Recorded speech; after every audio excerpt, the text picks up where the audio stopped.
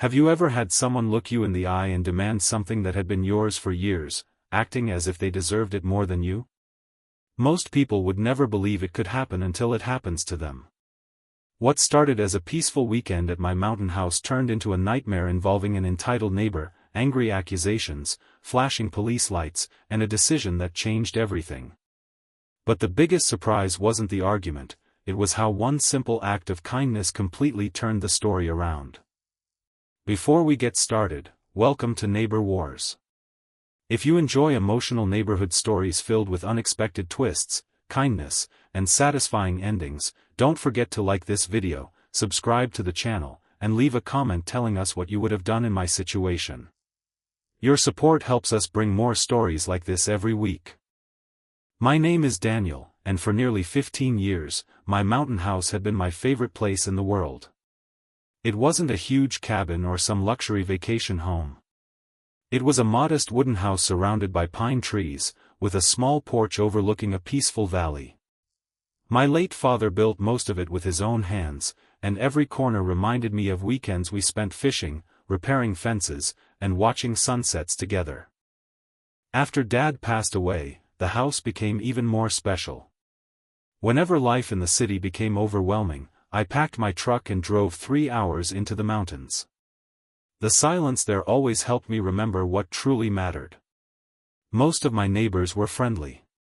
Everyone respected each other's privacy, waved when passing by, and helped clear snow during winter storms.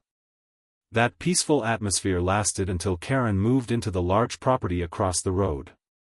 Karen introduced herself with a smile, but it didn't take long before everyone realized she believed every rule should revolve around her. She complained about people's parked trucks, children's bicycles, bird feeders, and even the sound of wind chimes. You can't just ignore a court order. At first, I tried to be understanding. Maybe she was simply adjusting to mountain life. One Saturday morning, while I was fixing the porch railing, Karen walked over carrying a folder filled with papers. "I've been thinking," she said confidently. "Your house would actually be perfect for my visiting family. Since you're not here every weekend, you should give me a copy of your keys." I laughed because I honestly thought she was joking. She wasn't. "I'm serious," she replied. "Neighbors should share. It would make the community stronger." I politely smiled. "I'm sorry, Karen, but this house belonged to my father. I'm not giving anyone my keys." Her expression changed immediately. "So you're one of those selfish people." I simply returned to my work without arguing. Over the following weeks, little things started happening. Packages I ordered mysteriously disappeared from my porch before later showing up somewhere else. Karen parked her SUV partly across my driveway. She complained whenever friends visited me for a weekend barbecue. Still, I refused to fight. Whenever another neighbor apologized for Karen's behavior, I always answered the same way. Life's too short to spend every day angry. One evening, my elderly neighbor, Mrs. Wilson, slipped while carrying groceries up her icy steps. I rushed over to help her inside. Karen watched from across the road. She didn't offer to help. Instead, she crossed her arms and muttered something about people making too much noise. Mrs. Wilson quietly thanked me. "Never stop being kind," she whispered. "People like Karen don't understand it yet." Those words stayed with me. A month later, things became much worse. I arrived at the mountain house on Friday evening and noticed Karen standing near my front porch. She quickly stepped away as my truck pulled in. "What are you doing?" I asked. "I was checking whether you finally came to your senses." My answer hasn't changed. She rolled her eyes. "You barely use this place." "I use it enough." She walked away without another word. The next afternoon, I was making coffee when loud knocking shook the front door.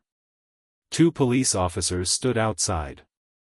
One of them politely asked, "Sir, we've received a report that you're refusing to return property belonging to another resident."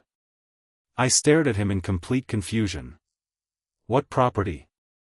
"The keys to this house." I almost laughed. I own this house.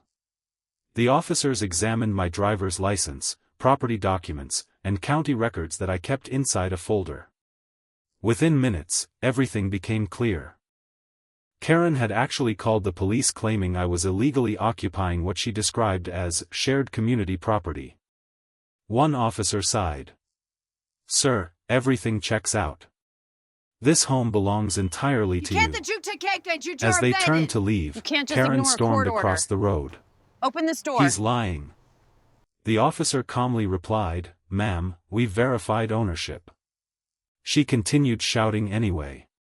I expected the officers to become frustrated. Instead, they remained patient and respectful. Before leaving, one officer quietly said to me, "You handled this much better than most people would." That evening I sat on the porch wondering why someone could become so obsessed over another person's home. I could have spent the night feeling angry. Instead, I remembered Mrs. Wilson's advice. Kindness doesn't always change difficult people immediately. Sometimes it changes us first. The following week, I hired a local security company. Not because I wanted revenge. I simply wanted peace. They installed new smart locks with facial recognition technology. Now the front door recognized only approved family members.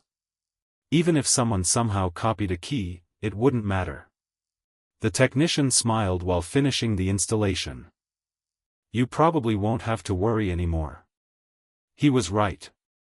A few days later, Karen walked over while I was watering flowers. "I heard you changed your locks." "I did." She crossed her arms.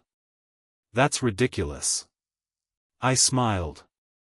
"It helps me feel secure." She shook her head and walked away. For several weeks, things became surprisingly quiet. Then winter arrived. A heavy snowstorm hit the mountains harder than anyone expected. Roads closed. Power lines failed. Temperatures dropped well below freezing. You can't just ignore a court Many order. neighbors checked on each other Open this throughout the door. storm. I shoveled driveways for older residents.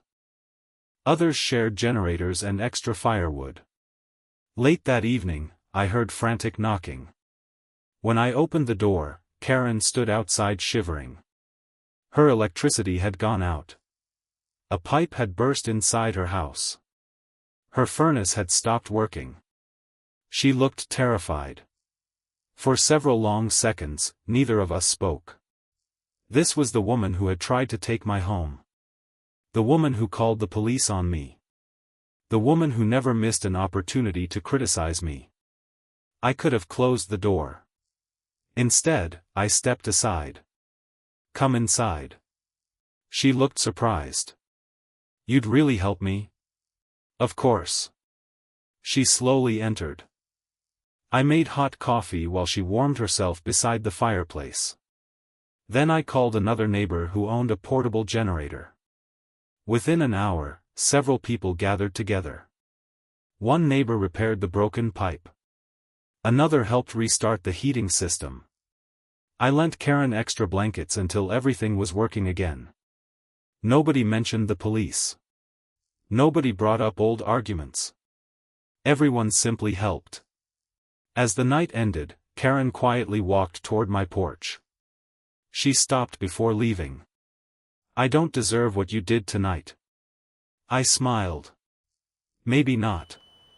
But everyone deserves another chance." You can't just ignore a court Tears order. filled her eyes. Open this door. "I'm sorry." Those two simple words seemed harder for her than anything else she had ever said. Over the next several months, Karen slowly changed. She started greeting neighbors instead of criticizing them. She joined volunteer cleanup days. She even baked cookies for Mrs. Wilson after learning she wasn't feeling well. One afternoon she walked over carrying a small wooden box. "I found these near your property after the storm."